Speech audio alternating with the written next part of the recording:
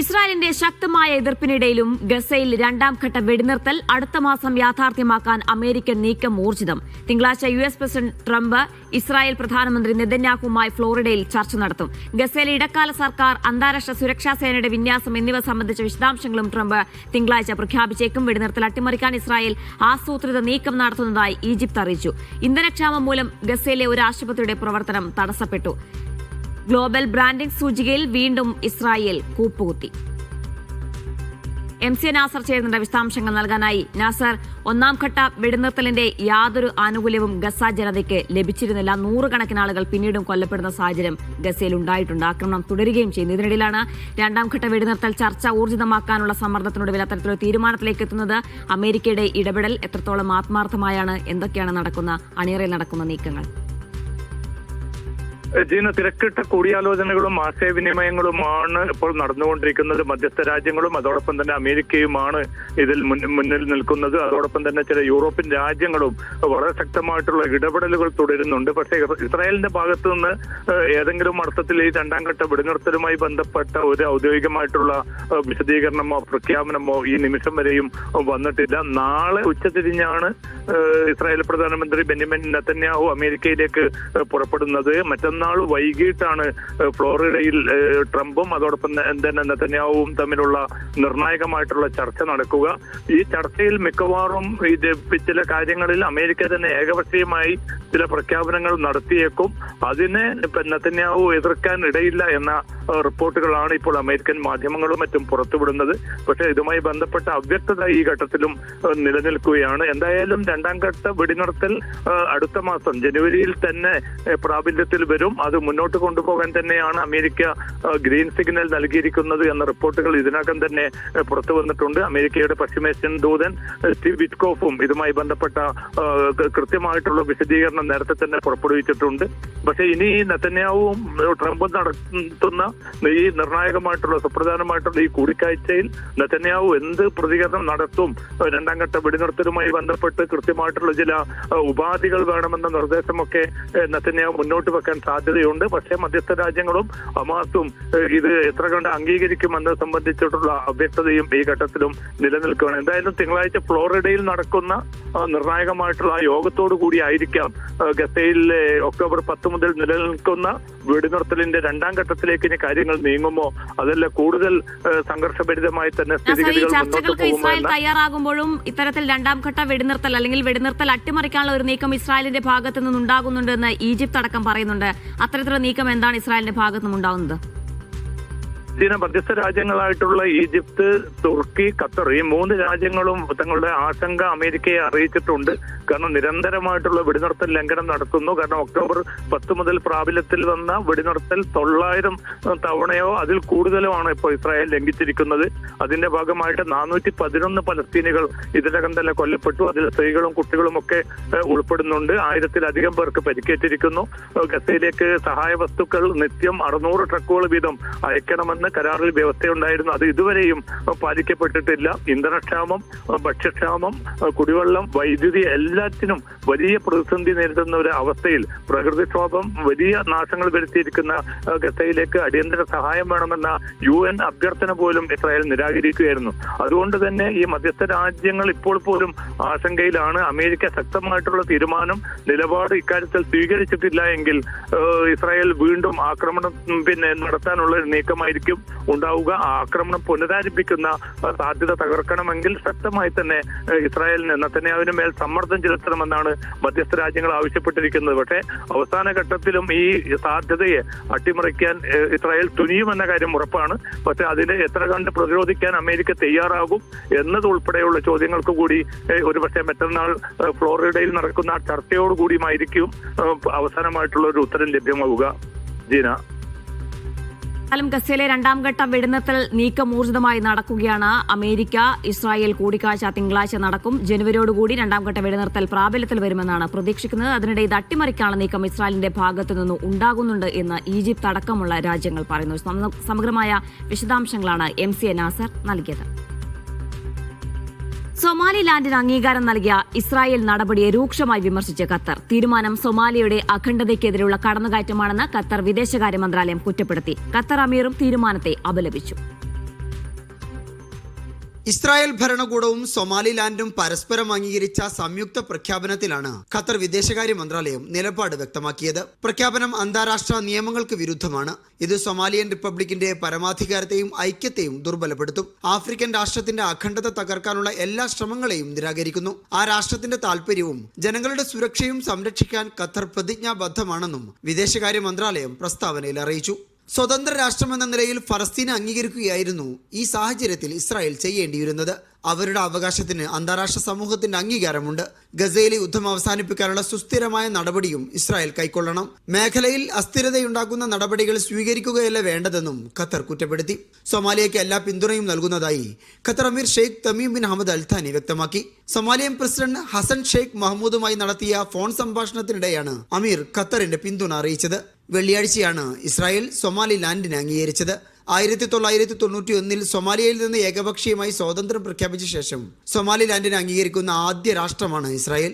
Media 1 Doha. Bahrain Qatar causeway പദ്ധതി ഉടൻ യാഥാർത്ഥ്യമാകുമെന്ന report. പാലത്തിന്റെ നിർമ്മാണ പ്രവർത്തനങ്ങൾ വേഗത്തിലാക്കാൻ തീരുമാനിച്ചതായി അധികൃതർ അറിയിച്ചു. പദ്ധതി യാഥാർത്ഥ്യമാകുന്നതോടെ ഗൾഫ് മേഖലയിലെ ഗതാഗത ലോജിസ്റ്റിക്സ് രംഗം ചരിത്രപരമായ മാറ്റത്തിനാകും സാക്ഷ്യം വഹിക്കുക. ബഹ്റൈനെയും ഖത്തറിനെയും തമ്മിൽ കരമാർഗം ബന്ധിപ്പിക്കുന്ന പാലം ഉടൻ യാഥാർത്ഥ്യമാകും. പാലത്തിന്റെ നിർമ്മാണ പ്രവർത്തനങ്ങൾ വേഗത്തിലാക്കാനും പദ്ധതിയുമായി മുന്നോട്ടു പോകാനും തീരുമാനിച്ചതായി അധികൃതർ വ്യക്തമാക്കി. കൃത്യം 6 മാസങ്ങൾക്ക് മുൻപ് ഇരു രാജ്യങ്ങളുടെയും ഗതാഗത മന്ത്രിമാർ തമ്മിൽ ഇത് സംബന്ധിച്ച ചർച്ചകൾ നടന്നിരുന്നു.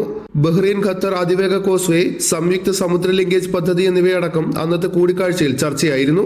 40 കിലോമീറ്റർ നീളത്തിൽ നിർമ്മിക്കുന്ന ഖത്തർ ബഹ്റൈൻ കോസ്വേ യാഥാർത്ഥ്യമാകുന്നതോടെ കരമാർഗം ഇരു രാജ്യങ്ങൾക്കുമിടയിലുള്ള യാത്രാ സമയം ഗണ്യമായി കുറയും. നിലവിൽ ബഹ്റൈനിൽ നിന്ന് ഖത്തറിലേക്ക് കരമാർഗം സഞ്ചരിക്കണമെങ്കിൽ സൗദി വഴി 5 മണിക്കൂറെങ്കിലും സമയമെടുക്കും.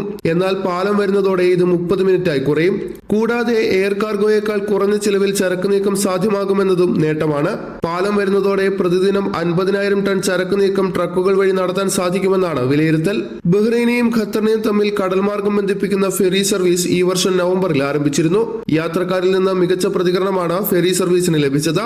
എന്നാൽ കാലാവസ്ഥ പ്രതികൂലമാകുന്ന ഘട്ടത്തിൽ സർവീസ് മുടങ്ങുന്ന സാഹചര്യം ഉണ്ടാകുന്നു എന്നത് ഒരു പോരായ്മയായി തുടരുകയാണ്.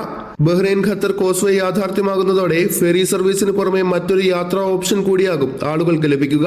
Media 1 Bahrain. വാടക കൂട്ടാൻ രേഖയില്ലാതെ വാടകയ്ക്ക് നൽകിയവർക്കെതിരെ നടപടിയുമായി സൗദി അറേബ്യ. 14 പ്രൊജക്ടുകളുടെ കമ്പനി മേധാവികൾക്കെതിരെയാണ് നടപടി. തുടർ നിയമ നടപടികൾക്കായി നിയമലംഘകരെ പബ്ലിക് പ്രോസിക്യൂഷന് കൈമാറി. റിയൽ എസ്റ്റേറ്റ് ഓഫ് പ്ലാൻ വിൽപ്പനയിൽ ഗുരുതര നിയമലംഘനങ്ങൾ കണ്ടെത്തിയതിനെ തുടർന്നാണ് നടപടി. ഇത്തരത്തിലുള്ള 14 പ്രൊജക്ടുകളുടെ ഡെവലപ്പർമാരെ Saudi real estate general authority public പ്രോസിക്യൂഷന് കൈമാറി. ആവശ്യമായ ലൈസൻസുകളില്ലാതെ ഓഫ് പ്ലാൻ വിൽപ്പന നടത്തുക, ഗുണഭോക്താക്കളിൽ നിന്ന് പണം ശേഖരിക്കുക തുടങ്ങിയവയാണ് കണ്ടെത്തിയ നിയമലംഘനങ്ങൾ. റിയൽ എസ്റ്റേറ്റ് ഡെവലപ്പർമാർ ഓഫ് പ്ലാൻ വിൽപ്പനയും ലീസിംഗും സംബന്ധിച്ച നിയമങ്ങൾ പൂർണ്ണമായി പാലിക്കണം. ആവശ്യമായ ലൈസൻസുകൾ നേടിയതിന് ശേഷമായിരിക്കണം ഇടപാടുകൾ. നിയമവിരുദ്ധ റിയൽ എസ്റ്റേറ്റ് പ്രവർത്തനങ്ങളോ വഞ്ചനാപരമായ പരസ്യങ്ങളോ അംഗീകരിക്കില്ലെന്നും മന്ത്രാലയം മുന്നറിയിപ്പ് നൽകി. പ്രൊജക്ടുകളുടെ ലൈസൻസിന്റെ നിയമസാധുത ഔദ്യോഗിക ചാനലുകളിലൂടെ പരിശോധിച്ച ശേഷം മാത്രം ഇടപാടുകൾ നടത്തണമെന്ന് നിക്ഷേപകർക്കും നിർദ്ദേശമുണ്ട്. നിയമലംഘനങ്ങൾ ശ്രദ്ധയിൽപ്പെടുന്നവർ മന്ത്രാലയത്തെ അറിയിക്കണമെന്നും റിയൽ എസ്റ്റേറ്റ് ജനറൽ അതോറിറ്റി ഓർമ്മപ്പെടുത്തി. വിശാൽ ചെർപ്പുളശ്ശേരി, മീഡിയ 1 റിയാദ്. ചൊവ്വാഴ്ച മുതൽ രാജ്യത്ത് ശീതതരംഗം ഉണ്ടാകുമെന്ന് ഖത്തർ കാലാവസ്ഥാ നിരീക്ഷണ വകുപ്പിന്റെ മുന്നറിയിപ്പ്. ജനങ്ങൾ ജാഗ്രത പാലിക്കണമെന്ന് അധികൃതർ ആവശ്യപ്പെട്ടു. ശീതക്കാറ്റിനും സാധ്യതയുണ്ട്. രാജ്യത്ത് താപനില കുറഞ്ഞു വരുന്ന സാഹചര്യത്തിലാണ് ശീതതരംഗത്തെക്കുറിച്ചുള്ള കാലാവസ്ഥാ നിരീക്ഷണ വകുപ്പിന്റെ മുന്നറിയിപ്പ്. രാത്രികാലങ്ങളിൽ തണുപ്പ് കൂടും. അടുത്തയാഴ്ച ഉടനീളം ഇതേ കാലാവസ്ഥ തുടരുമെന്നും അധികൃതർ അറിയിച്ചു. അൽഖോറിലും മിസൈദിലും റിപ്പോർട്ട് ചെയ്ത 12 ഡിഗ്രി സെൽഷ്യസ് ആണ് ശനിയാഴ്ചയിലെ ഏറ്റവും കുറഞ്ഞ താപനില. കൂടിയ താപനില 25 ഡിഗ്രി സെൽഷ്യസ്. അൽഷഹാനിയയിലെ ജുമൈലിയയിലാണ് രാജ്യത്ത് കൂടുതൽ ചൂട് അനുഭവപ്പെട്ടത്. വൈകിട്ട് ദൂരക്കാഴ്ച കുറയുന്ന സാഹചര്യത്തിൽ ഡ്രൈവർമാർ ജാഗ്രത പാലിക്കണമെന്നും അധികൃതർ അഭ്യർത്ഥിച്ചു.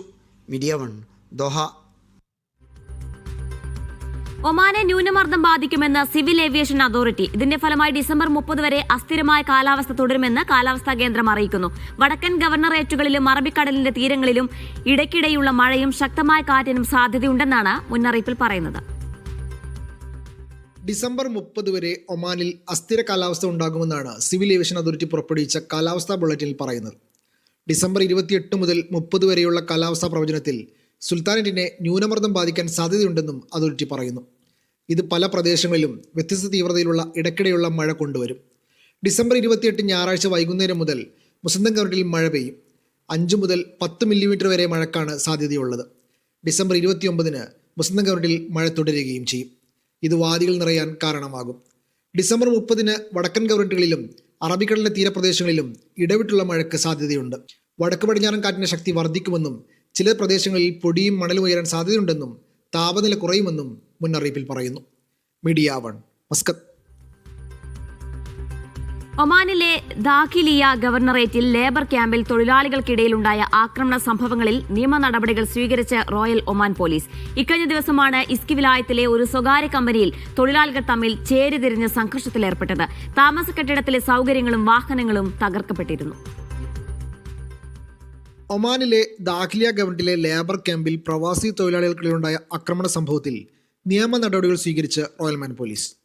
ആക്രമണ പ്രവർത്തനങ്ങളിൽ ഏർപ്പെട്ടവർക്കെതിരെയെല്ലാം നിയമ നടപടികൾ സ്വീകരിച്ചിട്ടുണ്ടെന്ന് ROP അറിയിച്ചു. ഇസ്കി വിലായത്തിലെ ഒരു സ്വകാര്യ കമ്പനിയുടെ ലേബർ ക്യാമ്പിലാണ് കഴിഞ്ഞ ദിവസം തൊഴിലാളികൾ തമ്മിൽ ചേരിതിരിഞ്ഞ് സംഘർഷത്തിലേർപ്പെട്ടത്. ചില തൊഴിലാളികളെ അവരുടെ ജോലി സ്ഥലങ്ങളിലേക്ക് പ്രവേശിക്കുന്നതിൽ നിന്ന് തടയുകയും താമസക്കെട്ടിലെ സൗകര്യങ്ങളും നിരവധി വാഹനങ്ങളും നശിപ്പിക്കപ്പെട്ടു. ദാഖിലിയ ഗവൺമെന്റ് പോലീസ് കമാൻഡും സ്പെഷ്യൽ ടാസ്ക് ഫോഴ്സും ബന്ധപ്പെട്ട പോലീസ് യൂണിറ്റുകളും സംഭവ സ്ഥലത്തെത്തി സ്ഥിതി നിയന്ത്രണ വിധേയമാക്കി. ആക്രമണ പ്രവർത്തനങ്ങളിൽ ഏർപ്പെട്ടവരെ കസ്റ്റഡിയിലെടുക്കുകയും ചെയ്തു. Media 1 Muscat. റോഡ് അറ്റകുറ്റപ്പണികളുടെ ഭാഗമായി കുവൈത്തിലെ താവോൺ സ്ട്രീറ്റിൽ ലെയിൻ ഭാഗികമായി അടച്ചിടുമെന്ന് ജനറൽ ട്രാഫിക് വകുപ്പ് അറിയിച്ചു. 6-ാം റിംഗ് റോഡ്, ഫഹാഹിൽ റോഡ് എന്നിവിടങ്ങളിൽ നിന്ന് അൽബിദ റൌണ്ട് എബൌട്ടിലേക്കുള്ള ദിശയിൽ അലി തുനയാൻ അൽ ഉദൈന സ്ട്രീറ്റുമായുള്ള ഇന്റർസെക്ഷൻ വരെയാണ് നിയന്ത്രണം ബാധകമാവുക. ഡിസംബർ 27 ശനിയാഴ്ച മുതൽ ഡിസംബർ 31 ബുധനാഴ്ച വരെ വൈകുന്നേരം 5 മുതൽ പുലർച്ചെ 5 വരെയായിരിക്കും ലെയിൻ അടച്ചിടുക. ഈ സമയങ്ങളിൽ യാത്ര ചെയ്യുന്നവർ ബദൽ മാർഗങ്ങൾ ഉപയോഗിക്കണമെന്നും ഗതാഗത നിർദ്ദേശങ്ങൾ പാലിക്കണമെന്നും ട്രാഫിക് അധികൃതർ അറിയിച്ചു. കുവൈത്തിൽ പുതുവത്സര അവധിയുടെ ഭാഗമായി വ്യാഴാഴ്ച സർക്കാർ മേഖലയ്ക്ക് അവധിയായിരിക്കുമെന്ന് സിവിൽ സർവീസ് ബ്യൂറോ അറിയിച്ചു. ഇതോടെ വെള്ളി, ശനി, വാരാന്ത്യ അവധികളുമായി ചേർത്ത് ജീവനക്കാർക്ക് 3 ദിവസം തുടർച്ചയായി അവധി ലഭിക്കും. ജനുവരി 4 ഞായറാഴ്ച സർക്കാർ ഓഫീസുകളിൽ ജോലി പുനരാരംഭിക്കും. എല്ലാ മന്ത്രാലയങ്ങളും സർക്കാർ ഏജൻസികളും പൊതുസ്ഥാപനങ്ങളും ഈ ദിവസങ്ങളിൽ പ്രവർത്തിക്കില്ലെന്ന് അധികൃതർ വ്യക്തമാക്കി. അതേസമയം അടിയന്തര സേവന വിഭാഗങ്ങൾ സാധാരണ പോലെ പ്രവർത്തിക്കുമെന്നും അറിയിച്ചു.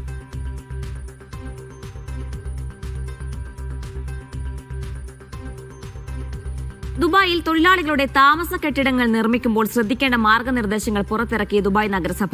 തൊഴിലാളികളുടെ ആരോഗ്യവും സുരക്ഷയും ഉറപ്പുവരുത്താൻ ലക്ഷ്യമിടുന്ന 8 നിർദ്ദേശങ്ങളാണ് ഇതിൽ പ്രധാനം. തൊഴിലാളികൾക്ക് താമസ കേന്ദ്രം ഒരുക്കാനും അതിന്റെ നടത്തിപ്പിനും ബന്ധപ്പെട്ട അതോറിറ്റികളിൽ നിന്ന് മുൻകൂർ ലൈസൻസ് നേടിയിരിക്കണം. ആസ്ബറ്റോസ് പോലെ ആരോഗ്യത്തിന് ഭീഷണിയാകുന്ന വസ്തുക്കൾ കെട്ടിടത്തിന്റെ മേൽക്കൂരയിൽ ഉപയോഗിക്കാൻ പാടില്ല. തറഭാഗം എളുപ്പത്തിൽ വൃത്തിയാക്കാനും കഴുകാനും കഴിയുന്നതാകണം. തറയിൽ വിള്ളലും ദ്വാരങ്ങളും പാടില്ല. തൊഴിലാളിക്ക് പരിക്കേൽക്കാനുള്ള സാധ്യതകൾ ഒഴിവാക്കണം. റെസിഡൻഷ്യൽ കെട്ടിടങ്ങൾക്ക് ബാധകമായ എല്ലാ മാനദണ്ഡങ്ങളും ലേബർ അക്കോമഡേഷനും ബാധകമായിരിക്കും. വെളിച്ചം, വായുസഞ്ചാരം, താപ ഇൻസുലേഷൻ, വൈദ്യുതി ഇൻസ്റ്റാളേഷൻ, വലിപ്പത്തിന് ആനുപാതികമായ താമസ സൗകര്യങ്ങൾ എന്നിവ ഉറപ്പാക്കണം. ലേബർ ക്യാമ്പിന്റെ ഉത്തരവാദിത്തമുള്ള സ്ഥാപനത്തിന്റെയോ കമ്പനിയുടെയോ പേര് വ്യക്തമായ രീതിയിൽ തിരിച്ചറിയൽ അടയാളമായി കെട്ടിടത്തിൽ പ്രദർശിപ്പിക്കണം. കൃത്യമായ ഇടവേളകളിൽ കെട്ടിടം നവീകരിക്കണം. സെൻട്രൽ സർവീസ് കേന്ദ്രങ്ങൾ, അടുക്കള, ഡൈനിങ് ഏരിയ, ബെഡ്റൂം എന്നിവ ഉൾപ്പെടെ ഭക്ഷണം പാകം ചെയ്യാനും കഴിക്കാനും ആവശ്യമായ സ്ഥലം അനുവദിക്കണം. സേവന കേന്ദ്രങ്ങൾ, ബെഡ്റൂം തുടങ്ങി എല്ലാ സ്ഥലങ്ങളും ശീതീകരിച്ചതും വെന്റിലേഷൻ സൗകര്യമുള്ളതായിരിക്കണമെന്നും നിർദ്ദേശത്തിൽ പറയുന്നുണ്ട്. Media 1 Dubai. ദമ്മാം ഗ്ലോബൽ സിറ്റിയുടെ ആദ്യഘട്ടം ഈ ആഴ്ച പ്രവർത്തനം ആരംഭിക്കും. ഇന്ത്യ ഉൾപ്പെടെ 16 രാജ്യങ്ങളുടെ പവലിയനുകളാണ് ആദ്യഘട്ടത്തിൽ പൂർത്തിയാക്കിയത്. പ്രവിശ്യ ഗവർണർ കേന്ദ്രത്തിന്റെ ഉദ്ഘാടനം നിർവഹിക്കും.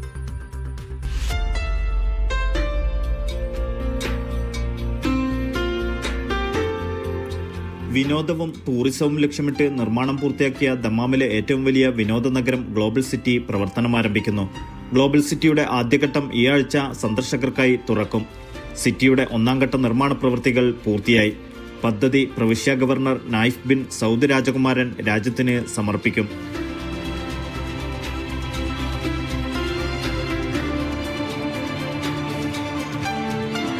ആറു ലക്ഷം ചതുരശ്ര മീറ്റർ വിസ്തൃതിയിലാണ് പദ്ധതി നടപ്പിലാക്കുന്നത്.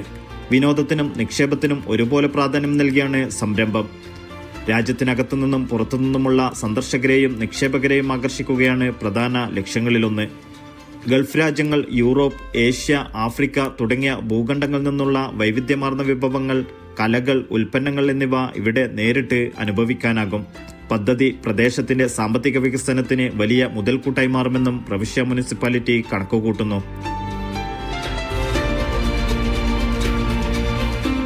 600 ദശലക്ഷം റിയാൽ മുതൽ മുടക്കിൽ നിർമ്മിക്കുന്ന പദ്ധതിയുടെ ആദ്യഘട്ടത്തിൽ 200 ദശലക്ഷം റിയാലിന്റെ നിർമ്മാണ പ്രവൃത്തികളാണ് പൂർത്തിയാക്കിയത്.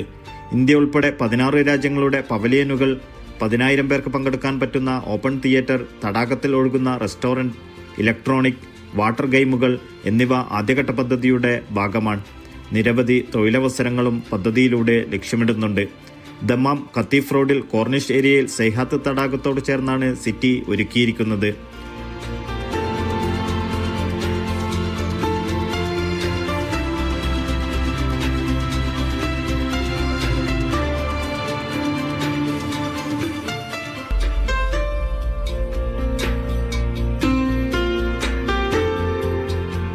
Naushad റിക്കൂർ, media one, Dammam. സൗദിയിലെ ജിദ്ദയിൽ മീഡിയ വൺ ഒരുക്കുന്ന ഏറ്റവും വലിയ ബിസിനസ് സംഗമമായ ഫ്യൂച്ചർ സമ്മിറ്റിന്റെ രജിസ്ട്രേഷന് തുടക്കമായി. മീഡിയ വൺ ആസ്ഥാനത്ത് സൗദി വ്യവസായ പ്രമുഖനും റാക്കോ ഹോൾഡിംഗ്സ് ചെയർമാനും സിഇഒയും ചേർന്നാണ് രജിസ്ട്രേഷന് തുടക്കം കുറിച്ചത്. ജനുവരി 24-ന് ജിദ്ദ റിറ്റ്സ് കാൾട്ടൺ ആകും വേദി.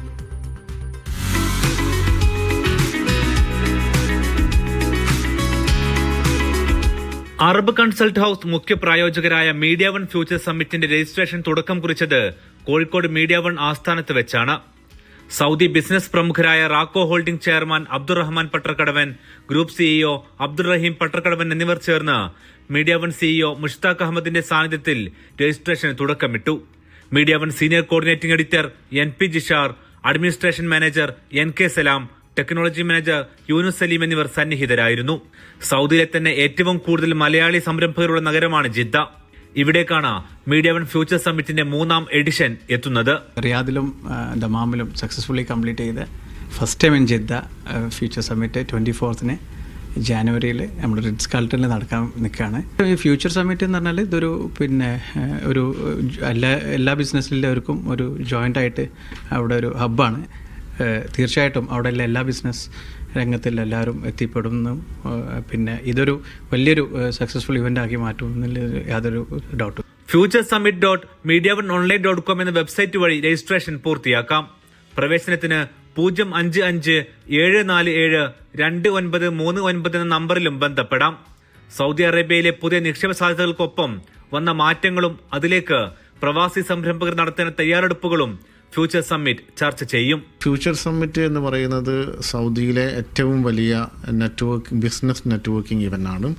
യങ് എൻ്റർപ്രണേഴ്സ് ആയിട്ടുള്ള എല്ലാ ആളുകൾക്കും അവരുടെ നെറ്റ്വർക്ക് വളർത്തുവാനും അതോടൊപ്പം തന്നെ പുതിയ സ്കില്ല് വളർത്തുവാനും ഉതകുന്ന ഒരു പരിപാടിയാണ് ഫ്യൂച്ചർ സമ്മിറ്റ് എന്ന് പറയുന്നത്. ബിസിനസ് ലീഡേഴ്സ് ആയിട്ടുള്ള ആളുകളാണ് ഈ പരിപാടിയിൽ സംസാരിക്കുന്നത്. സൗദിയിലെ പരിതസ്ഥിതിക്ക് അനുകൂലമായി അവരുടെ ബിസിനസ് എങ്ങനെയൊക്കെ വളർത്തിക്കൊണ്ടുപോകാൻ സാധിക്കും എന്ന അറിവുമാണ് ഇതിൽ പ്രധാനമായും ലഭിക്കുക.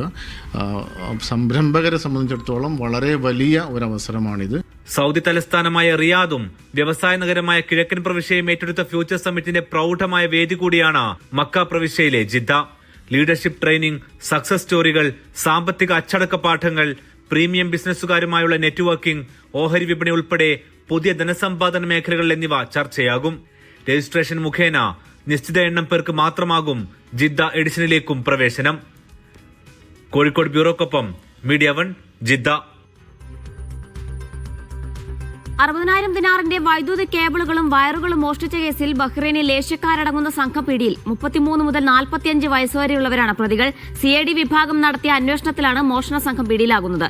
കേസ് പബ്ലിക് പ്രോസിക്യൂഷന് കൈമാറുമെന്നും പ്രതികൾക്കെതിരെ തുടർ നിയമ നടപടികൾ സ്വീകരിക്കുമെന്നും അന്വേഷണ ഉദ്യോഗസ്ഥർ വ്യക്തമാക്കി.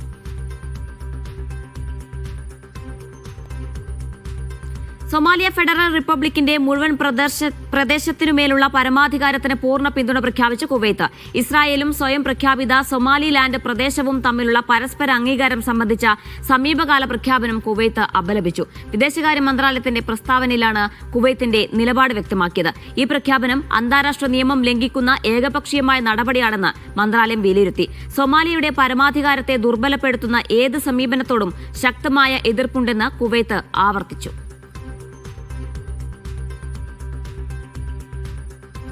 സൗദിയിൽ ശൈത്യകാലത്തിന് കടുപ്പമേറിയതോടെ അസീർ പ്രവിശ്യയിലേക്ക് എത്തുന്ന സന്ദർശകരുടെ എണ്ണം വർദ്ധിച്ചു.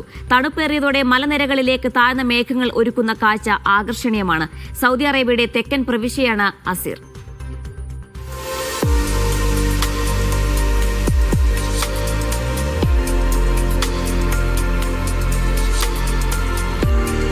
അസീറിൽ ശൈത്യകാലമൊരുക്കിയ പ്രകൃതി കാഴ്ചകളിലേക്ക് സന്ദർശക പ്രവാഹമാണ്. മലനിരകളിൽ രൂപം കൊള്ളുന്ന താഴ്ന്ന മേഘങ്ങൾ കാണാൻ നിരവധി പേരാണ് എത്തുന്നത്. ഉയർന്ന പ്രദേശങ്ങൾക്കും സമതലങ്ങൾക്കുമിടയിലുള്ള താപനിലയിലെ വ്യത്യാസവും സന്ദർശകരെ ആകർഷിക്കുന്നു. അബഹ, റിജാൽ അൽമ, തനോമ, അൽനമാസ് എന്നിവിടങ്ങളിലാണ് സന്ദർശകർ ഏറെയും. ഉയർന്ന മലനിരകൾ, താഴ്വരകൾ, സമതലങ്ങൾ, പച്ചവനങ്ങൾ എന്നിവ ഇവിടുത്തെ പ്രത്യേകതയാണ്. കുടുംബത്തോടെ അസീറിലേക്ക് വരുന്ന സ്വദേശികളും വിദേശികളുമുണ്ട്. സൗദിയുടെ പ്രകൃതി സൗന്ദര്യത്തോടൊപ്പം വിവിധ വിനോദ പരിപാടികളും ഇവിടെ ആസ്വദിക്കാം. സൗദി അറേബ്യയുടെ തെക്കൻ പ്രവിശ്യയാണ് അസീർ. ഇഷാൽ ചെർപ്പുളശ്ശേരി, മീഡിയ 1, റിയാദ്. കുവൈത്തിൽ പ്രമേഹ രോഗം ഗുരുതരമായ ആരോഗ്യ വെല്ലുവിളിയായി മാറുന്നതായി വിദഗ്ധർ മുന്നറിയിപ്പ് നൽകി. രാജ്യത്തെ ജനസംഖ്യയിൽ വലിയൊരു വിഭാഗം ഇതിനകം രോഗബാധിതരായെന്നാണ് പുതിയ കണക്കുകൾ. രാജ്യത്ത് പ്രമേഹ രോഗികളുടെ എണ്ണം വർദ്ധിക്കുന്നു. കുവൈറ്റ് ഡയബറ്റിസ് സൊസൈറ്റി ചെയർമാനും മുബാറക് അൽ കബീർ ആശുപത്രിയിലെ ഇന്റേണൽ മെഡിസിൻ വിഭാഗം മേധാവിയുമായ ഡോക്ടർ വലീദ് അൽ ദാഹിയാണ് ആശങ്കാജനകമായ വിവരങ്ങൾ പുറത്തുവിട്ടത്.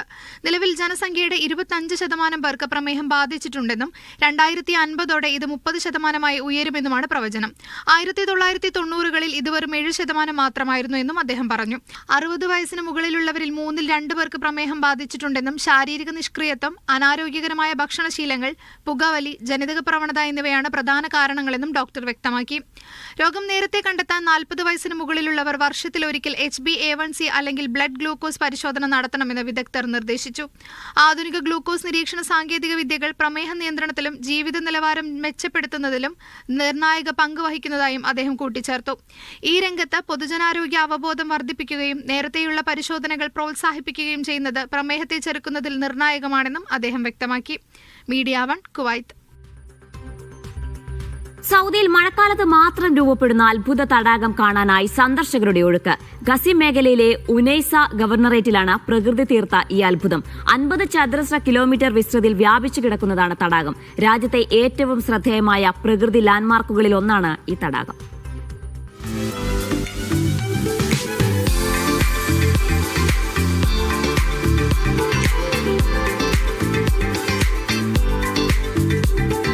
സൗദി അറേബ്യയുടെ ഹൃദയഭാഗത്ത് ഖസീം മേഖലയിലെ ഉനൈസ ഗവർണറേറ്റിലാണ് പ്രകൃതി തീർത്ത ഈ തടാകം. മഴവെള്ളം നിറഞ്ഞു രൂപപ്പെടുന്ന ഈ തടാകം ഏകദേശം 50 ചതുരശ്ര കിലോമീറ്റർ വിസ്തൃതിയിൽ വ്യാപിച്ചു കിടക്കുന്നതാണ്.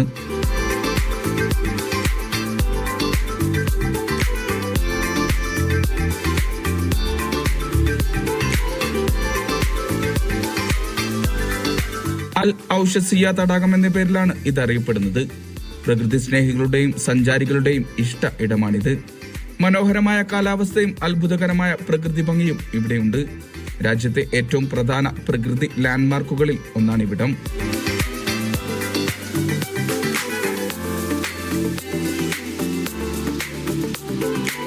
പുരാതന കാലം മുതൽ ഉപ്പ് ഖനനത്തിന്റെ ചരിത്രം കൊണ്ട് പ്രാധാന്യമർഹിച്ചതാണ് ഈ പ്രദേശം. ഇതിനാൽ തന്നെ അൽ ഔഷസിയ നഗരം, ഉപ്പ് ഗ്രാമം, വെള്ള തങ്കഖനി തുടങ്ങിയ പേരുകളിലും അറിയപ്പെടുന്നുണ്ട്.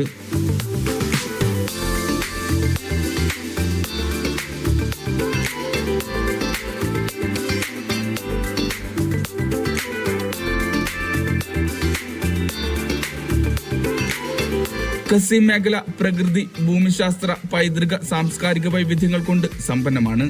ക്യാമ്പിങ്ങിനും മറ്റു സാഹസിക വിനോദങ്ങൾക്കും അനുയോജ്യമായതിനാൽ കുടുംബങ്ങളടക്കം നിരവധി പേരാണ് ഇവിടെ കൊടുക്കുന്നത്. Ishal Cherpulassery, Media 1, Riyadh. Mecca Medina ഹറമുകളിൽ ഇഫ്താർ കിറ്റ് വിതരണത്തിന് താൽപര്യമുള്ള കമ്പനികൾക്ക് രജിസ്റ്റർ ചെയ്യാൻ അവസരം. ഇന്നു മുതൽ ഓൺലൈൻ വഴിയാണ് അപേക്ഷകൾ സമർപ്പിക്കേണ്ടത്. തെരഞ്ഞെടുക്കുന്ന കമ്പനികൾക്ക് ഇരുഹറം കാര്യാലയത്തിന് കീഴിൽ ഇഫ്താർ കിറ്റ് വിതരണം നടത്താം. മക്കയിലെ ഹറമിലും മദീന പ്രവാചക പള്ളിയിലേക്കുമാണ് ഇഫ്താർ കിറ്റ് വിതരണത്തിനുള്ള രജിസ്ട്രേഷൻ ആരംഭിച്ചത്. താൽപ്പര്യമുള്ള കമ്പനികൾക്കും ഫാക്ടറികൾക്കുമാണ് അവസരം ലഭിക്കുക. ഇന്നു മുതൽ ഡിസംബർ 30 വരെയാണ് ഓൺലൈൻ വഴി അപേക്ഷകൾ നൽകേണ്ടത്. മക്കയിലെയോ മദീനയിലെയോ പ്രവർത്തിക്കുന്ന സ്ഥാപനത്തിന്റെ മുനിസിപ്പൽ ലൈസൻസോ ഫുഡ് ആൻഡ് ഡ്രഗ് അതോറിറ്റിയുടെ ലൈസൻസോ ഹാജരാക്കണം.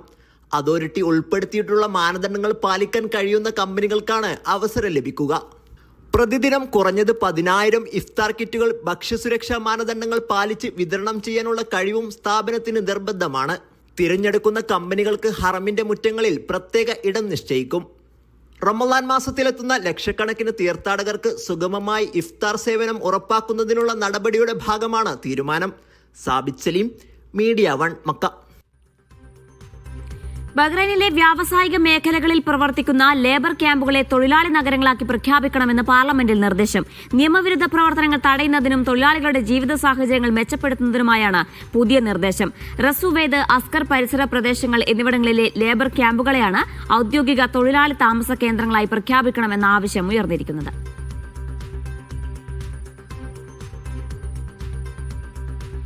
ജിദ്ദയിൽ KMCC സെൻട്രൽ കമ്മിറ്റി വനിതാ വിംഗ് ഒപ്പന മത്സരം സംഘടിപ്പിച്ചു. വിവിധ ജില്ലാ കമ്മിറ്റികൾ ഉൾപ്പെടെ നിരവധി ടീമുകൾ മത്സരത്തിൽ പങ്കെടുത്തു. സ്ത്രീകളും കുട്ടികളും ഉൾപ്പെടെ 100 കണക്കിന് കുടുംബങ്ങൾ പരിപാടി വീക്ഷിക്കാനെത്തിയിരുന്നു.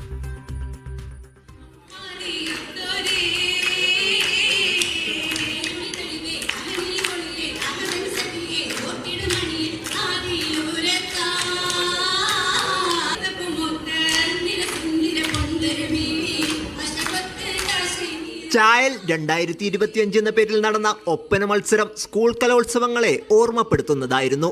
പരമ്പരാഗത ഒപ്പന ചുവടുകൾ പ്രേക്ഷകരുടെ മനം നിറച്ചു.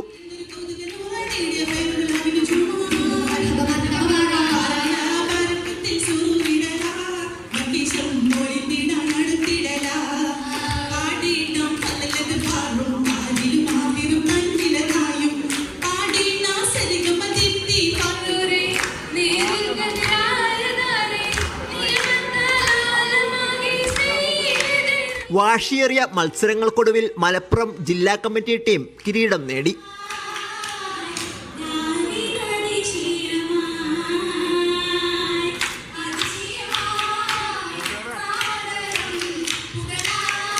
നാട്ടിൽ നിന്നെത്തിയ ഗായകരായ ഷഹജ മലപ്പുറം, ഫിറോസ് ബാബു തുടങ്ങിയവരുടെ ഗാനസന്ധ്യയും പരിപാടിയുടെ ഭാഗമായിരുന്നു.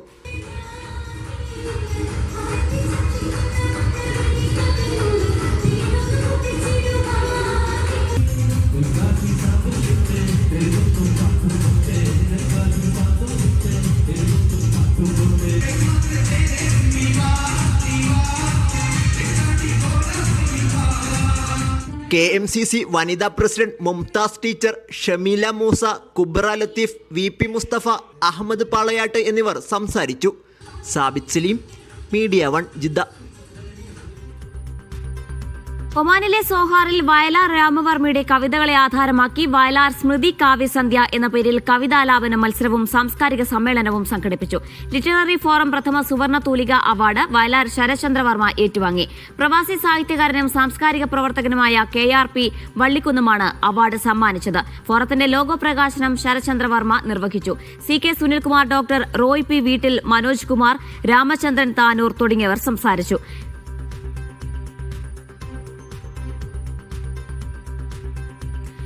ദോഹ അന്താരാഷ്ട്ര പുസ്തകോത്സവം മെയ് 14 മുതൽ 23 വരെ. സാംസ്കാരിക മന്ത്രാലയമാണ് തീയതികൾ പ്രഖ്യാപിച്ചത്. മേളയുടെ 35ാം എഡിഷനാണ് ഇത്തവണത്തേത്. ലോകത്തുടനീളമുള്ള 100 കണക്കിന് പ്രസാധകർ ഫെസ്റ്റിവലിന്റെ ഭാഗമാകും.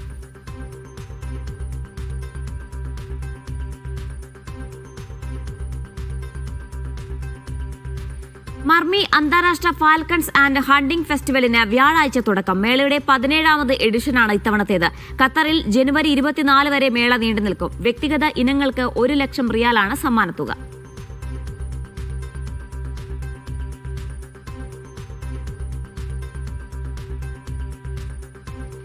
റാസൽ ഖൈമയിലെ സഫാരി മോൾ വാർഷികാഘോഷത്തിന്റെ പൊലിമയിൽ. വാർഷികാഘോഷങ്ങളുടെ ഭാഗമായി വിവിധ ഓഫറുകളും മത്സരങ്ങളും സംരംഭകർ പ്രഖ്യാപിച്ചിട്ടുണ്ട്. 10 പേർക്ക് iPhone 17 Pro സമ്മാനമായി നൽകുന്ന പദ്ധതിയും ഇതിന്റെ ഭാഗമാണ്. റാസൽ ഖൈമ സഫാരി മാളിൽ നടന്ന വാർഷികാഘോഷ ചടങ്ങിൽ Sheikh Arhama bin Saud Al Qasimi മുഖ്യാതിഥിയായി പങ്കെടുത്തു. കുറഞ്ഞ സമയം കൊണ്ട് റാസൽ ഖൈമ നിവാസികളുടെ നിത്യജീവിതത്തിന്റെ ഭാഗമാകാൻ സഫാരി മാളിന് കഴിഞ്ഞുവെന്ന് സഫാരി ഗ്രൂപ്പ് ചെയർമാൻ അബൂബക്കർ മാടപ്പാട്ട് പറഞ്ഞു. ഒപ്പം നിന്ന പ്രവാസി കൂട്ടായ്മകൾക്ക് അദ്ദേഹം നന്ദി രേഖപ്പെടുത്തി. റാസൽ ഖൈമയിൽ ഇപ്പോൾ ഒരു വർഷം തികഞ്ഞു. നല്ല സപ്പോർട്ടാണ് റാസൽ ഖൈമയിലെ പീപ്പിൾ, പ്രത്യേകിച്ച് ഇന്ത്യൻ അസോസിയേഷൻ്റെ നമ്മുടെ ബഹുമാനപ്പെട്ട ജൈനുൽ ആബിദീൻ സാഹിബ് പോലുള്ള ആളുകളുടെയൊക്കെ അവരുടെ കൂട്ടായ്മകളും അതുപോലെ ഈ വനിതാ വിങ്ങിൻ്റെയൊക്കെ ഒരുപാട് സപ്പോർട്ടോടു കൂടി നമ്മൾ വളരെ നല്ല ഒരു രീതിയിലാണ് ഇതുവരെ ഒരു വർഷം നമ്മൾ മുന്നോട്ട് കൊണ്ടുപോകാൻ പറ്റിയത്. തീർച്ചയായിട്ടും ഇവരുടെ എല്ലാവരുടെയും സഹായവും സഹകരണവും ഉണ്ടെങ്കിൽ നല്ലൊരു സർവീസ് നമുക്ക് അവർക്ക് വേണ്ടി കാഴ്ചവെക്കാൻ പറ്റും. ആഘോഷങ്ങളുടെ ഭാഗമായി കുട്ടികൾക്കായി പെയിന്റിംഗ്, ഡാൻസ്, ഗാനാലാപന മത്സരങ്ങൾ മാളിൽ ഒരുക്കും. 50 ദിർഹമിന് സാധനങ്ങൾ വാങ്ങുന്ന 10 പേർക്ക് iPhone 17 Pro, 5 പേർക്ക് 500 ദിർഹമിന്റെ ഗിഫ്റ്റ് വൗച്ചർ എന്നിങ്ങനെ സമ്മാന പദ്ധതികൾ ഇതോടൊപ്പമുണ്ട്. Ras al Khaimah Indian association president Zainul Abid Saleem, Safari group executive director Shameem Bakkar തുടങ്ങി നിരവധി പ്രമുഖർ വാർഷികാഘോഷ ചടങ്ങിൽ പങ്കെടുത്തു. Media 1, Ras al Khaimah. നിയമം കാറ്റിൽ പറത്തി സഞ്ചരിച്ച 90 ബൈക്കുകൾ ദുബായ് പോലീസ് പിടിച്ചെടുത്തു. കൈറ്റ് ബീച്ച് സ്പോർട്സ് ട്രാക്കുകളിൽ സാഹസിക പ്രകടനം നടത്തുന്നതിനിടെയാണ് ബൈക്കുകൾ പോലീസ് പിടികൂടിയത്. ഇതിന്റെ ദൃശ്യങ്ങളും പോലീസ് പുറത്തുവിട്ടു. സ്പോർട്സ് ട്രാക്കിൽ ഇത്തരം ബൈക്കുകളുടെ അഭ്യാസം മറ്റുള്ളവരുടെ ജീവന് കൂടി ഭീഷണിയാകുന്ന സാഹചര്യത്തിലാണ് നടപടിയെന്ന് പോലീസ് വ്യക്തമാക്കി. ഇത്തരം നിയമലംഘനങ്ങൾക്കെതിരെ കർശന നടപടി തുടരുമെന്നും അധികൃതർ പറഞ്ഞു.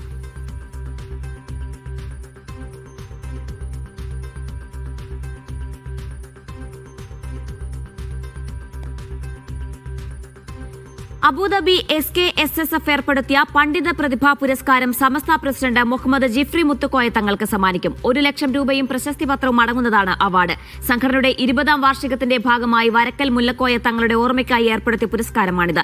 സമസ്ത 100ാം വാർഷികത്തിന്റെ ഭാഗമായ അന്താരാഷ്ട്ര സമ്മേളനത്തിൽ അവാർഡ് കൈമാറും.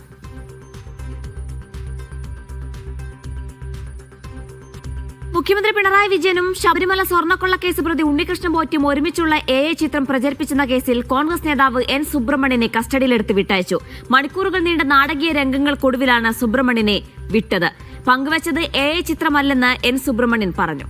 അറസ്റ്റ് ചെയ്തത് മുഖ്യമന്ത്രിയുടെ ഏകാധിപത്യ നടപടിയെന്ന് പ്രതിപക്ഷ നേതാവ് പ്രതികരിച്ചു. രാവിലെ 6:30യോടെ കുന്നമംഗലത്തെ വീട്ടിലെത്തിയാണ് ചേവായൂർ പോലീസ് N സുബ്രഹ്മണ്യനെ കസ്റ്റഡിയിലെടുത്തത്. പോലീസ് വാദങ്ങളെല്ലാം തള്ളിയാണ് പോലീസ് വാഹനത്തിലേക്ക് സുബ്രഹ്മണ്യൻ കയറിയത്. സർക്കാരിനെതിരായിട്ടുള്ള വികാരം തിരിച്ചുവിടാൻ ഇതുകൊണ്ടൊക്കെ സാധിക്കുമെന്ന് പ്രതീക്ഷിക്കുകയാണ്. ഇതുകൊണ്ടൊന്നും സർക്കാരിനെതിരായിട്ടുള്ള വികാരമൊന്നും തിരിച്ചുവിടാൻ പോകുന്നില്ല. വൈദ്യപരിശോധന പൂർത്തിയാക്കി ചേവായൂർ സ്റ്റേഷനിലെത്തിച്ചപ്പോഴേക്കും സ്റ്റേഷനിൽ തിങ്ങി നിറഞ്ഞ പ്രവർത്തകരുടെ രോഷം അണപൊട്ടി.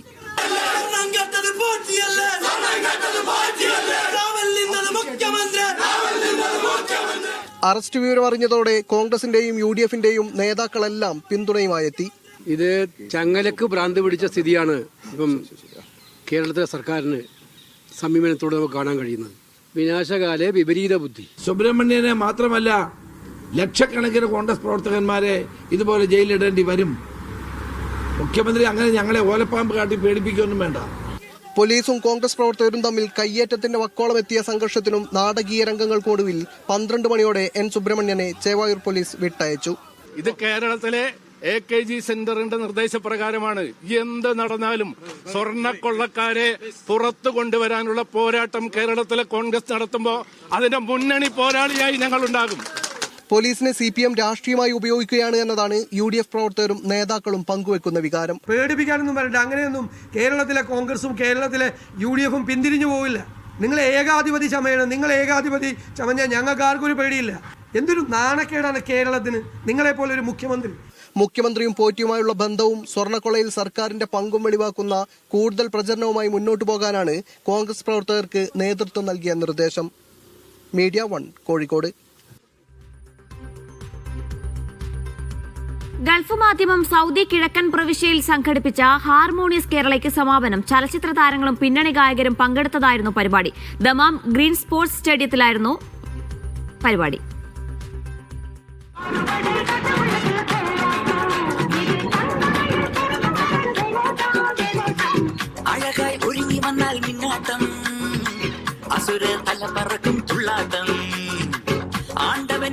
ദമ്മാമിനെ സംഗീത സാന്ദ്രമാക്കിയതായിരുന്നു ഗൾഫ് മാധ്യമം സംഘടിപ്പിച്ച ഹാർമോണിയസ് കേരള.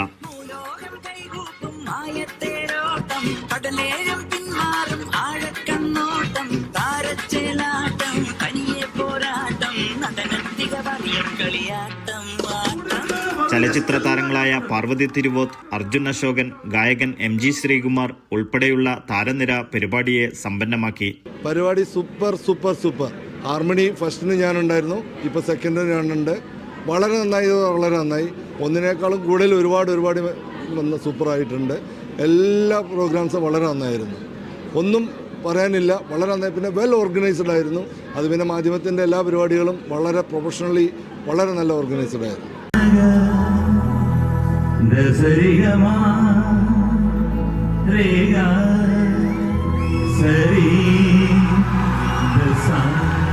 പ്രോഗ്രാം എല്ലാം വളരെ നന്നായിരുന്നു. പ്രത്യേകിച്ച് മാധ്യമം നടത്തുന്ന പ്രോഗ്രാം എന്ന് പറയുമ്പോൾ അതിൻ്റെ അറേഞ്ച്മെൻറ്റ് എവറിത്തിങ് നമുക്ക് ഒരു ഗ്യാരണ്ടി ആയിട്ടുള്ള സംഭവമാണ്. അപ്പോൾ അതേപോലെ തന്നെ എക്സ്പെക്ട് ചെയ്തതുപോലെ തന്നെ നല്ല പ്രോഗ്രാമായിരുന്നു.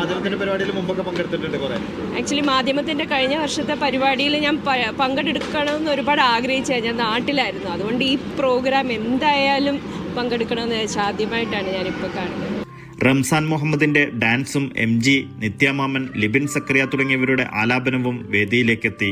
ഗംഭീരം എന്ന് പറഞ്ഞാൽ അതിഗംഭീരം. MG ശ്രീകുമാർ എന്ന് പറയുന്ന ഒരു പ്രതിഭ, ആ പ്രതിഭയുടെ എനർജി ലെവൽ എന്ന് പറയുന്നത് നമുക്ക് ചിന്തിക്കാവുന്നതിൻ്റെ അപ്പുറമാണ്. പ്രത്യേകിച്ച് ഈ ദമ്മാമിലെ ഓഡിയൻസ്, ആ ഓഡിയൻസിൻ്റെ പ്രതികരണം അദ്ദേഹത്തെ ഇത്ര ഗംഭീരമായിട്ടുള്ള പാട്ടുകൾ പാടാൻ പ്രേരിപ്പിച്ചത്. അപ്പോൾ അടിപൊളി നമ്പേഴ്സ് മാത്രമല്ല, നമ്മുടെ ഹൃദയത്തിൽ എങ്ങും നിലനിൽക്കുന്ന ആ മെലഡീസ് അതും അദ്ദേഹം അതീവ ഗംഭീരമായിട്ട് അദ്ദേഹം ആലപിച്ചു.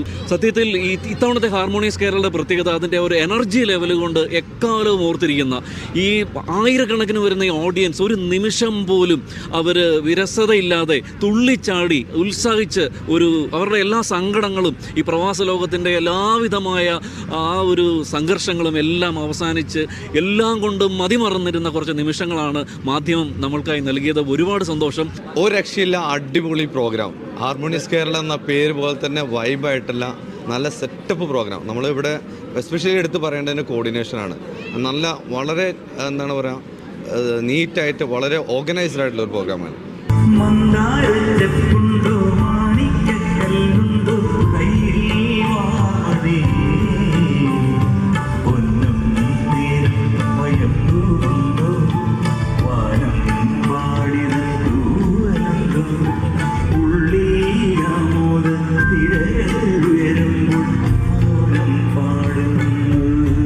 ദമാമിൻ്റെ ഓർമ്മച്ചപ്പിൽ സൂക്ഷിക്കാൻ കഴിയുന്ന ഒരുപിടി നല്ല ഓർമ്മകൾ സമ്മാനിച്ചു MG ഏട്ടൻ. മധുമയായി പാടിയെന്നല്ല, മധുരമായി തന്നെ പാടി. ഭയങ്കര രസമായിരുന്നു. അടിപൊളി പരിപാടി. സ്റ്റേജ് നിറഞ്ഞു കവിഞ്ഞു. ഞങ്ങളെല്ലാവരും നന്നായി ആസ്വദിച്ചു. വമ്പൻ പ്രോഗ്രാം. ദമാം കണ്ടതിൽ വെച്ചിട്ട് ഏറ്റവും മികച്ച പരിപാടികളിൽ ഒന്ന്. അടിപൊളിയായിരുന്നു. ഈ പ്രോഗ്രാം എന്ന് പറഞ്ഞാണ്ടല്ലോ, നമ്മൾ ഇവിടെ 2025 26 തൂക്കി എന്ന് പറയാം. കാരണം വെച്ചാൽ ഇതിൽ ഏറ്റവും എനിക്ക് തോന്നിയത് ഞാനിവിടെ കണ്ട പ്രോഗ്രാമിലൊക്കെ ഏറ്റവും മികവുറ്റ പ്രോഗ്രാം. ഇതിൻ്റെ ഡയറക്ഷൻ എന്ന് പറഞ്ഞാൽ അമേസിംഗ് ആണ്. ഒരു ലാഗിങ്ങും ഇല്ല. അതുമല്ല അതിൻ്റെ ആ ഒരു വേവ്സ് ഉണ്ടല്ലോ, അതിങ്ങനെ നല്ല ലെവലിൽ കൊണ്ടുപോകും. അതേപോലെ ഒന്ന് നമുക്ക് മെലഡി ആണെങ്കിലും ഇതാണെങ്കിലും അത് മിക്സ് ചെയ്ത് വേറൊരു ലെവലായിരുന്നു. അതായത് നമ്മളെ എല്ലാ ജനറേഷനും ആസ്വദിക്കാൻ പറ്റും. എന്തുകൊണ്ട് MG ഒക്കെ ലെജൻഡ് എന്ന് പറയുന്നു എന്നുള്ളത് ഈ ഒരൊറ്റ പ്രോഗ്രാം നമുക്ക് മനസ്സിലാവും. Gulf Madhyamam CEO PM Salih, middle east director Saleem Ambalan, business പ്രമുഖർ എന്നിവർ സംബന്ധിച്ചു.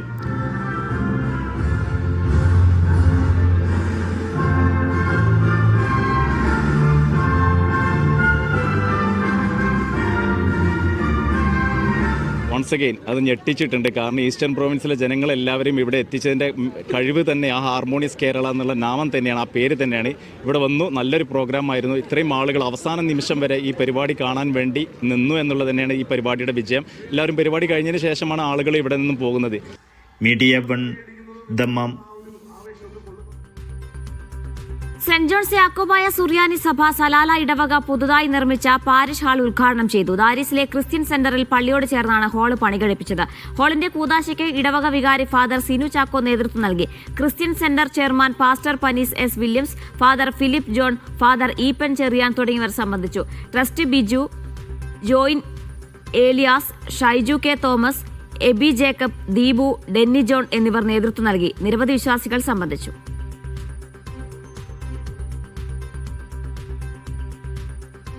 നാട്ടിലേക്കുള്ള യാത്രാ മധ്യേ തൃശൂർ സ്വദേശി ഒമാനിൽ മരിച്ചു. കൊടുങ്ങല്ലൂർ കാവിൽക്കടവ് സ്വദേശി പെജോ ചെറുവേലിക്കൽ വർഗീസാണ് കുവൈത്തിൽ നിന്ന് ഒമാൻ വഴി നാട്ടിലേക്കുള്ള യാത്രാ മധ്യേ ഒമാനിൽ വെച്ച് മരിച്ചത്. മസ്കത്ത് വഴി ഒമാൻ എയറിൽ കൊച്ചിയിലേക്കായിരുന്നു വർഗീസ് യാത്ര ചെയ്തിരുന്നത്.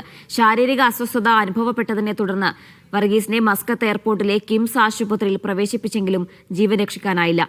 KMCCയുടെ നേതൃത്വത്തിൽ നടപടികൾ പൂർത്തിയാക്കി കൊച്ചിയിലേക്കുള്ള ഒമാൻ എയറിൽ ഭൗതിക ശരീരം നാട്ടിലേക്ക് അയക്കുമെന്ന് ബന്ധപ്പെട്ടവർ അറിയിച്ചു. OICC Kuwait national committee K Karunakaran PT Thomas അനുസ്മരണ പരിപാടി സംഘടിപ്പിച്ചു. അബ്ബാസിയയിലെ സംസം റെസ്റ്റോറന്റ് ഓഡിറ്റോറിയത്തിൽ നടന്ന ചടങ്ങിൽ സമൂഹത്തിന്റെ വിവിധ മേഖലകളിൽ നിന്നുള്ളവർ പങ്കെടുത്തു. പൊതുപ്രവർത്തന രംഗത്ത് കേരളത്തിന് അഭിമാനമായ 2 നേതാക്കളുടെയും പ്രവർത്തന ശൈലിയും ജനകീയ സമീപനവും അനുകരണീയമാണെന്ന് യോഗം വിലയിരുത്തി. BS പിള്ള അധ്യക്ഷത വഹിച്ചു. സാമുവൽ കാട്ടൂർ കളീക്കൽ ഉദ്ഘാടനം ചെയ്തു. MA നിസാം, ജോയ് കരുവാളൂർ, OICC ദേശീയ കമ്മിറ്റി ഭാരവാഹികൾ എന്നിവർ പരിപാടികൾക്ക് നേതൃത്വം നൽകി. തുടർന്ന് അനുസ്മരണ പ്രഭാഷണങ്ങളും നേതാക്കളുടെ ഛായാചിത്രങ്ങളിൽ പുഷ്പാർച്ചനയും നടന്നു.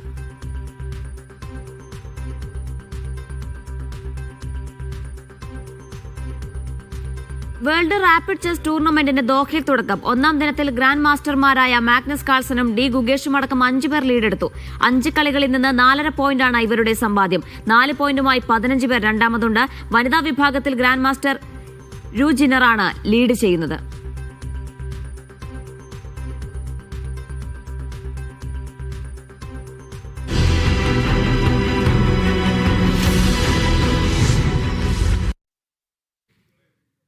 വോട്ടർ പട്ടിക തീവ്രപരിഷ്കരണത്തിൽ 2002 പട്ടികയുമായി മാപ്പിംഗ് ചെയ്യാത്തവരുടെ ഹിയറിംഗ് തുടങ്ങിയെന്ന് മുഖ്യ തെരഞ്ഞെടുപ്പ് ഓഫീസർ. ഹിയറിംഗ് തീയതി EROമാർ തീരുമാനിക്കും. നടപടികൾ സമയബന്ധിതമായി പൂർത്തിയാക്കുമെന്നും കമ്മീഷൻ അറിയിച്ചു. കരട് വോട്ടർ പട്ടികയിൽ ഉൾപ്പെടാത്തവരുടെ പേര് ചേർക്കാൻ ഹെൽപ്പ് ഡെസ്കുകൾ രൂപീകരിക്കാൻ സംസ്ഥാന സർക്കാർ ഉത്തരവിട്ടു. മാപ്പിംഗ് ചെയ്യാത്തവരുടെ പട്ടിക പുറത്തുവിടണമെന്നാണ് മുഖ്യ തെരഞ്ഞെടുപ്പ് ഓഫീസർ രത്തൻ യു കേൽക്കർ വിളിച്ചു ചേർത്ത യോഗത്തിൽ രാഷ്ട്രീയ പാർട്ടികൾ ആവശ്യപ്പെട്ടത്. എന്നാൽ ഈ ലിസ്റ്റ് വെബ്സൈറ്റിൽ പ്രസിദ്ധീകരിക്കില്ലെന്നും രാഷ്ട്രീയ പാർട്ടികൾക്ക് പ്രിന്റഡായി നൽകാമെന്നും കമ്മീഷൻ അറിയിച്ചു. അതത് പ്രദേശങ്ങളിലെ സാഹചര്യങ്ങൾ അനുസരിച്ചാണ് ഹിയറിംഗ്. 1987 ജൂലൈ 1 മുൻപ് ജനിച്ചവർ സ്വന്തം രേഖയും അതിനുശേഷം ജനിച്ചവർ രക്ഷിതാവിന്റെ രേഖയും സമർപ്പിക്കണം. ജനനസ്ഥലം, തീയതി എന്നിവ തെളിയിക്കുന്ന രേഖയാണ് സമർപ്പിക്കേണ്ടത്. ആധാർ ഒഴികെയുള്ള കമ്മീഷൻ നേരത്തെ പ്രസിദ്ധപ്പെടുത്തിയ രേഖകളിലൊന്ന് ഹാജരാക്കിയാൽ മതിയാകും. നേരത്തെ ഇതു സംബന്ധിച്ച് BLOമാർക്ക് ആശയക്കുഴപ്പമുണ്ടായിരുന്നു. കമ്മീഷൻ പ്രസിദ്ധീകരിച്ച ഒഴിവാക്കപ്പെട്ട ലിസ്റ്റിൽ വ്യാപക പിഴവുകളുണ്ടെന്ന് രാഷ്ട്രീയ പാർട്ടികൾ ഉദാഹരണ സഹിതം ചൂണ്ടിക്കാണിച്ചു. എന്നാൽ പുറത്തുപോയവരുടെ പട്ടികയിൽ ഉൾപ്പെട്ടവർ പുതുതായി അപേക്ഷ നൽകുകയല്ലാതെ മറ്റ് മാർഗമില്ലെന്നാണ് കമ്മീഷൻ അറിയിച്ചത്. യോഗത്തിൽ പറയുന്ന കാര്യങ്ങളൊന്നും നടപ്പാക്കുന്നില്ലെന്ന രാഷ്ട്രീയ പാർട്ടികളുടെ അഭിപ്രായം നാടകീയ രംഗങ്ങൾക്കും സാക്ഷിയായി.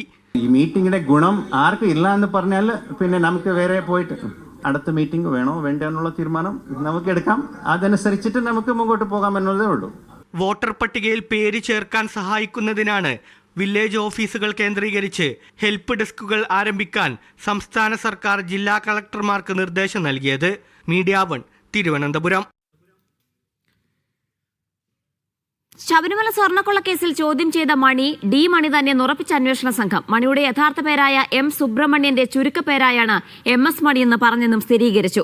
അതിനിടെ മണിയും ഉണ്ണികൃഷ്ണൻ പോറ്റിയുടെ സഹായിയും തമ്മിൽ സംസാരിക്കുന്നതിന്റെ രേഖകൾ അന്വേഷണ സംഘത്തിന് ലഭിച്ചു. കേസ് CBI അന്വേഷിക്കണമെന്ന് രമേശ് ചെന്നിത്തല ആവശ്യപ്പെട്ടു.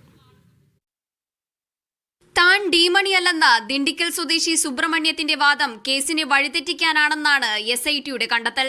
ഉണ്ണികൃഷ്ണൻ പോറ്റിയും ഡി മണിയുടെ സംഘവും തമ്മിൽ ബന്ധമുണ്ടെന്നതിന്റെ സൂചനകൾ SITക്ക് ലഭിച്ചിട്ടുണ്ട്. ഉണ്ണികൃഷ്ണൻ പോറ്റിയുടെ ഫോൺ വിളി വിവരങ്ങളിൽ ഡി മണിയുടെ സഹായി ശ്രീകൃഷ്ണന്റെ നമ്പർ വന്നതാണ് സംശയത്തിന്റെ അടിസ്ഥാനം. എന്നാൽ ശ്രീകൃഷ്ണനെ അറിയില്ലെന്നും താൻ നിരപരാധിയാണെന്നും വേട്ടയാടിയാൽ ആത്മഹത്യ ചെയ്യുമെന്നും ഡി മണി ഭീഷണി മുഴക്കി. അതേസമയം കൂടുതൽ ചോദ്യം ചെയ്യലിലൂടെ ഡി മണിയുടെ കേസുമായുള്ള ബന്ധം ഉറപ്പിക്കാനാണ് SITയുടെ ശ്രമം. ഇതിനായി ഡിമണിയെയും സഹായ് ശ്രീകൃഷ്ണനെയും SIT വിശദമായി ചോദ്യം ചെയ്യും.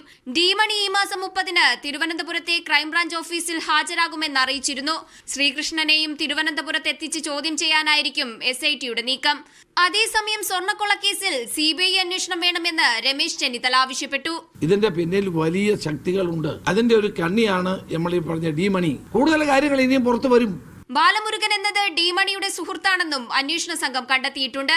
ബാലമുരുകനെ ഇന്ന് ചോദ്യം ചെയ്യാനാണ് അന്വേഷണ സംഘത്തിന്റെ ശ്രമം. മീഡിയ 1 തിരുവനന്തപുരം.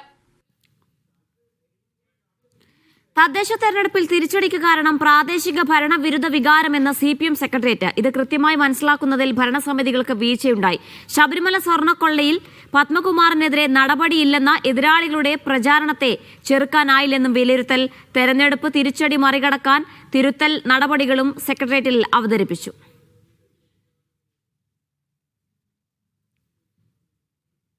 മണിയാത്താം ഇടവേളയ്ക്ക് ശേഷം.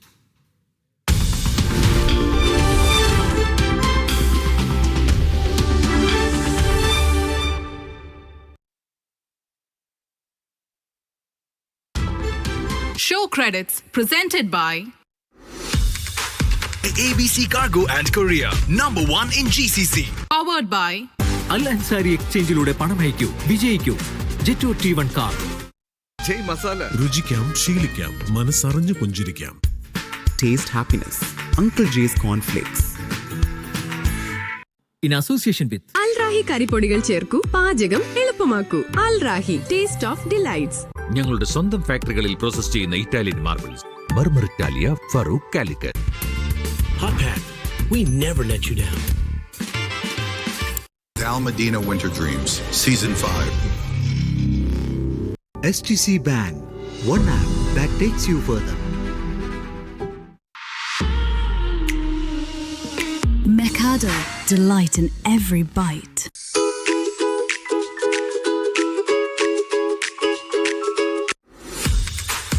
ABC Cargo and Courier, #1 in GCC.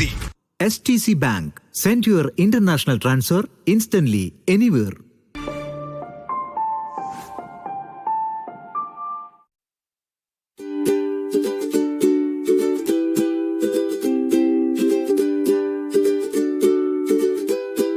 Easty, just better.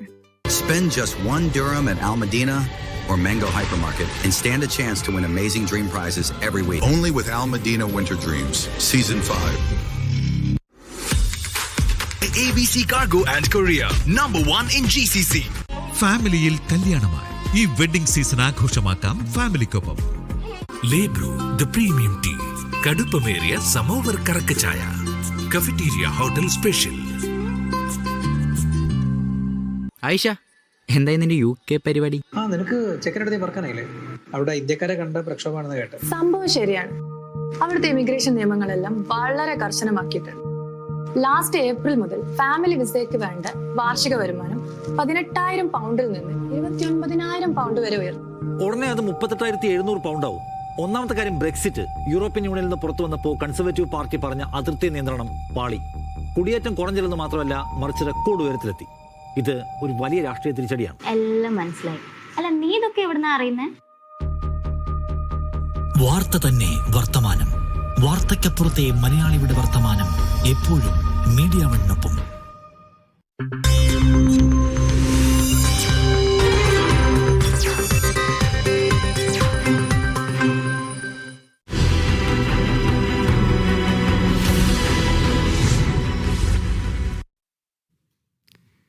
ക്രൈസ്തവർ നേരിടുന്ന അതിക്രമത്തിൽ ഞെട്ടിപ്പിക്കുന്ന വെളിപ്പെടുത്തലുമായി യുണൈറ്റഡ് ക്രിസ്ത്യൻ ഫോറം. ക്രിസ്ത്യൻ ആചാരപ്രകാരം സംസ്കരിച്ച മൃതദേഹം വർഗീയവാദികൾ കുഴി തോണ്ടി പുറത്തെടുത്തെന്നാണ് വെളിപ്പെടുത്തൽ.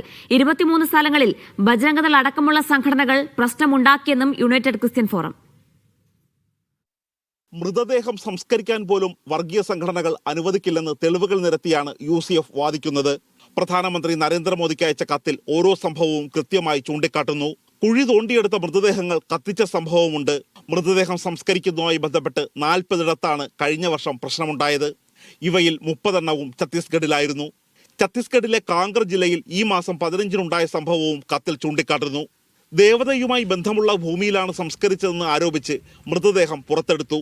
സംസ്കരിക്കാൻ വർഗീയ സംഘടനകൾ അനുവദിക്കാതിരുന്നതിനെ തുടർന്ന് നവംബർ മാസത്തിൽ ഇതേ ജില്ലയിൽ 3 ദിവസം പല ഗ്രാമങ്ങളിലായി മൃതദേഹം കൊണ്ടു നടക്കേണ്ടി വന്നു. കഴിഞ്ഞ ഏപ്രിലിൽ ഒഡീഷയിലെ നബാരംഗ്പൂരിൽ മൃതദേഹം കുഴിച്ചെടുത്ത് കാട്ടിലെത്തിച്ച് കത്തിച്ചു. സ്ത്രീകൾ ഉൾപ്പെടെയുള്ളവരെ അടിച്ചോടിച്ച ശേഷമായിരുന്നു ഈ കുറ്റകൃത്യം. മരിച്ചാലും വെറുതെ വിടാത്ത ഈ ക്രൂരന്മാർക്കെതിരെ പോലീസ് ഒരു ചെറുവിരൽ പോലും അനക്കിയിട്ടില്ല.